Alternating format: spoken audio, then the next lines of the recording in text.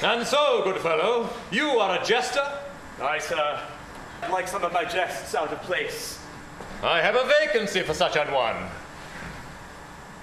Tell me, what are your qualifications for such a post? Oh, many, sir. I have a pretty wit. I can rhyme you extempore. I can convulse you with quip and conundrum. I have the lighter philosophies at my tongue's tip. I can be merry, wise, quaint, grim, and sardonic, one by one, or all at once. I know all the jests, ancient and modern, past, present, and to come. I can riddle you from dawn of day till set of sun. And if that content you not, well on to midnight in the small house. Oh, sir, a pretty wit, I warrant you. A pretty, pretty wit.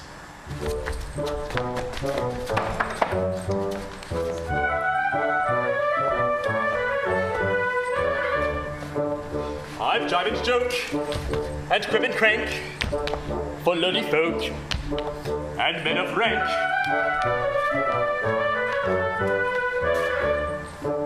I ply my craft, and know no fear, but aim my shaft at prince or peer, at peer or prince, at prince or peer. I aim my shaft and know no fear.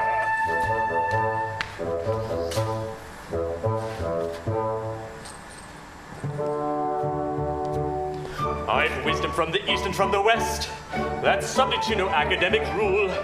You may find it in the jeering of a jest, or distill it from the folly of a fool.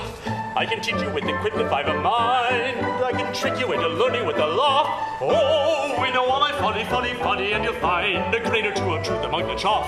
Oh, we know all my folly, folly, folly, and you'll find a grain or two of truth among the chaff.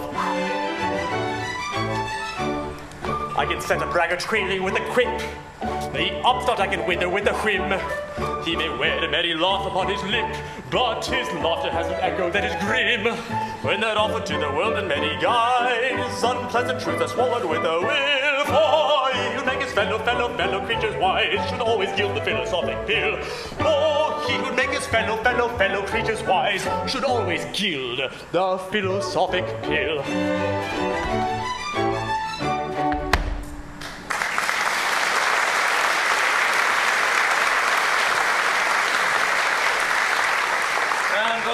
How came you to leave your last employ?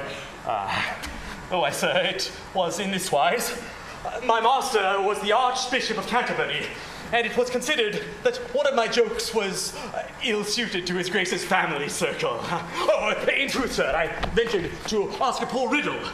Wherein lay the difference between His Grace and poor Jack Point? His Grace was pleased to give it up, sir.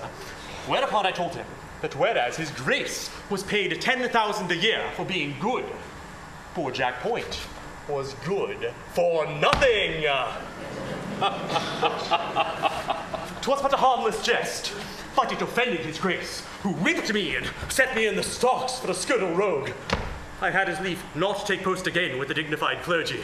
But I trust you are very careful not to give offense. I have daughters. Sir, my jokes are most carefully selected, and anything objectionable is expunged. If Your Honor pleases, I will try them first on Your Honor's chaplain. Can you give me an example? Say that I had sat me down hurriedly on something sharp. Why then, sir, I should say that you had sat down on the spur of the moment. I don't think much of that.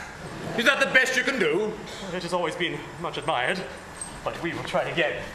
Well then, I am at dinner, and the joint of meat is but half cooked. Why then, sir, I should say that what is underdone cannot be helped. Helped. I see. I think that manner of thing will be somewhat irritating. At first, sir, perhaps, but use is everything, and you would come in time to like it. We will suppose that I caught you kissing the kitchen wench under my very nose. Under her very nose, good sir, not under yours. That is what I would kiss her. Do you take me? Oh, sir, a pretty wit, I warrant. A pretty, pretty wit. The maiden comes. Follow me.